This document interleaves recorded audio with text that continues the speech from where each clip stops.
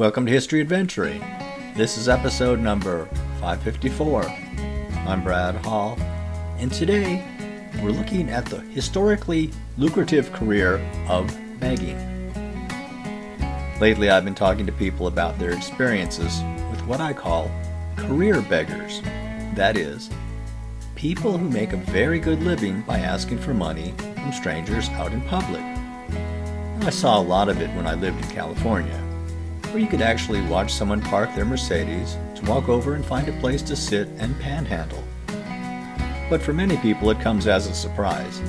Yes, it's a con. Now calm down there. I don't mean that everyone who is coming up to you in public asking for money is a phony. There are plenty of people who have genuine needs. I'm talking about the people who make a ton of money at it, and who do it disguised as the genuinely needy people. And it's sad, because it makes it impossible to know who is genuine and who isn't. So people like me who've seen a lot of it tend to just keep walking.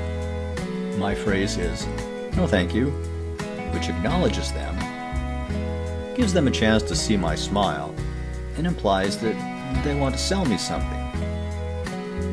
My favorite story about a career beggar is from 1891 and is called The Man with the Twisted Lip, a Sherlock Holmes story. No, I won't spoil the story for you, except to say that the character was a career beggar who made a lot of money that way and tried to hide the truth from his family. So it's an old story. A person can make a lot of money begging in big cities like London or New York. And while it's illegal, it's seen more as a nuisance than anything else.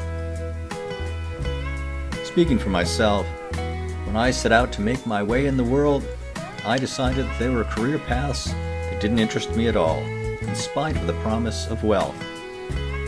I had no interest in robbing banks, or being a gigolo, or starring in a major motion picture.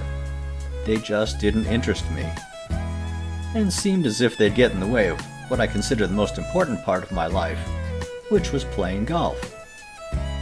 So I landed some corporate jobs, and I was just fine. The lack of density where I live, in a suburb of Phoenix, works against someone having a lucrative career begging. Most businesses don't want you there, and will either call the police or social services to have you removed, which could spoil your chances for cashing in big that day. If you're a genuine homeless person, you can go sit in a park somewhere, but the volume of people walking by would be too low for a career beggar. Career beggars have to get themselves out in front of traffic, which is why you'll often see them at freeway entrances. Again, I'm not saying that everyone with a sign begging for money at a freeway entrance is a career beggar. I'm just saying that career beggars know that they need to be in those places. And like I say, this isn't a career path that I've ever even considered. But if it's what you want to do, please do it as far away from me as possible. Thank you. This has been History Adventuring. I'll talk to you later.